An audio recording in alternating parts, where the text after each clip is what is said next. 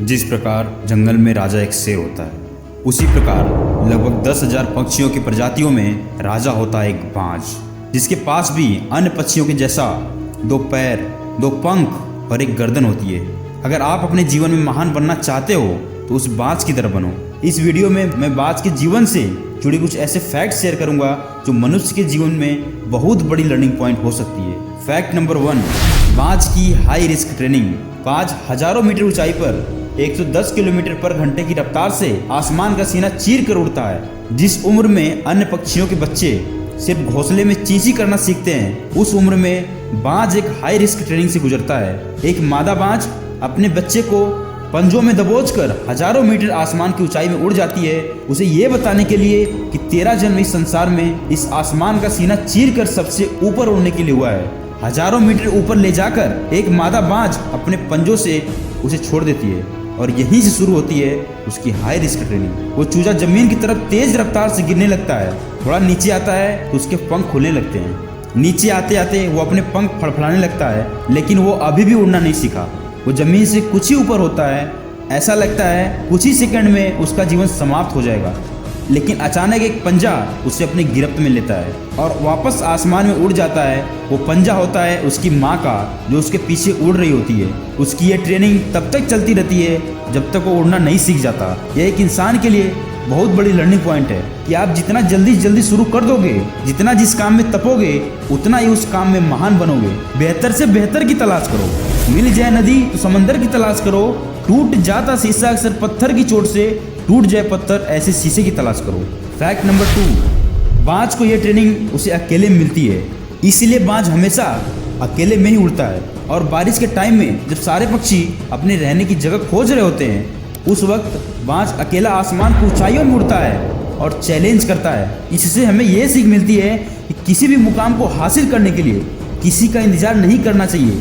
जिस प्रकार आपका जन्म अकेले हुआ है, उसी प्रकार अकेले में ही अपने जीवन के उद्देश्य हासिल करो। करत करत अभ्यास जड़मत होए सुजान, रस्सी यावत जाता है सिल पर परत निशान। फैक्ट नंबर 3, एक मादा बाज कभी भी अपने बच्चे के घोंसले में सॉफ्ट घास नहीं रहने देती, जिससे वो कंफर्ट जोन में न जा सके। उसी प्रकार कंफर्ट जोन हमारे जीवन में सबसे बड़ी बाधा उत्पन्न करती है, हमें उससे बाहर निकलना चाहिए। फैक्ट नंबर 4, एक बाज की उम्र होती है लगभग 70 साल। जब वो 40 साल का होता है तब एक परेशानी उसके जीवन में मौत बनकर आती है, जो आपकी परेशानियों की तुलना में बहुत बड़ी होती है, क्योंकि 40 साल की उम्र में बाज की चोंच इतनी मुड़ जाती है उसे शिकार निकलने में बहुत परेशानी होती है। उसके पंख भारी हो जाते हैं, जिससे उड़ना बहुत मुश्किल हो जाता है। अब उसके पास 3 रास्ते होते हैं, या तो अपने शरीर का त्याग कर दे और मौत को चुन ले, या गिद्ध की तरह छोड़े हुए भोजन पर निर्भर हो जाए, या सबसे कठिन पीड़ादायक रास्ता अपने आप को पुनः स्थापित करने का, फिर से आसमान का सीना चीर कर उड़ने का।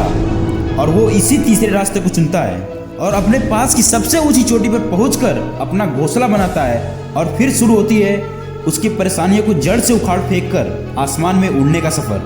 वो अपनी चोंच को एक चट्टान से मार मार कर तोड़ देता है और इंतजार करता है नई चोंच के आने का। इसी प्रकार अपनी नई चोंच से अपने पंखों को काट देता है और फिर इंतजार करता है नए पंखों को उगाने का। इस पूरे प्रक्रिया में उसे समय लगता है पूरे 5 महीने का।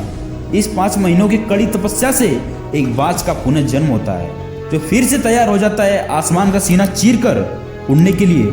जो 3 रास्ते बाज के पास थे, वही 3 रास्ते आपके पास भी होते हैं, लेकिन कुछ लोग पहले रास्ते को चुनते हैं, ज़्यादातर लोग दूसरे रास्ते को चुनते हैं। वो परेशानियों का बोझ पड़ते ही अपने लक्ष्य को छोड़कर एक नॉर्मल लाइफ जीने लगते हैं। और कुछ लोग होते हैं जो अपनी परेशानियों को लात मार कर अपनी कड़ी मेहनत के दम पर बाज की तरह आसमान की बुलंदियों को छूते हैं। कोई भी काम मनुष्य के साहस से बड़ा नहीं, हारा वही जो लड़ा नहीं। दोस्तों, बाज की ये ट्रेनिंग हमें बहुत बड़ी सीख देती है। अगर आप कोई काम करने के लिए सोच रहे हो, उसमें आपका इंटरेस्ट है, तो जितना जल्दी हो सके उतना जल्दी स्टार्ट कर दो। और इस काम के लिए जितना भी स्ट्रगल करना पड़े करो। जितना बड़ा संघर्ष होगा उतनी बड़ी आपकी सफलता होगी। किसी का साथ मिले या ना मिले, किसी का इंतजार न करें, क्योंकि इस संसार में आप अकेले ही आए हो, कोई साथ नहीं आया है। जितने महान लोगों ने इतिहास रचा है, उन्होंने अकेले ही रचा है। अगर दशरथ मांझी किसी का इंतजार करते तो क्या 55 किलोमीटर का पहाड़ एक छीनी हथौड़े से काट पाते? क्या अरुणिमा सिन्हा अगर किसी का इंतजार करती तो एक पैर से माउंट एवरेस्ट की ऊंचाइयों पर पहुंच पाती? क्या नेल्सन मंडेला किसी का इंतजार करते तो 27 साल जेल में गुजारने के बाद भी बाहर निकलकर देश को आजाद कराने वाले पहले राष्ट्रपति बन पाते। तो खुद की खोज में निकल, तो किस लिए हताश है, तू चल, तेरी वजूद का समय को भी तलाश है। जो तुझसे लिपटी बेड़ियां, समझ नहीं इनको वस्त्र तू बेड़ियां पिघाल के बना ले इनको शस्त्र तू। चरित्र है जब पवित्र तब क्यों है दशा तेरी, ये पापियों को हक नहीं कि ले परीक्षा तेरी। इसी के साथ वीडियो का अंत करते हैं। वीडियो के अंत तक बने रहने के लिए दिल से शुक्रिया। मिलते हैं अगली वीडियो में, तब तक के लिए जय हिंद।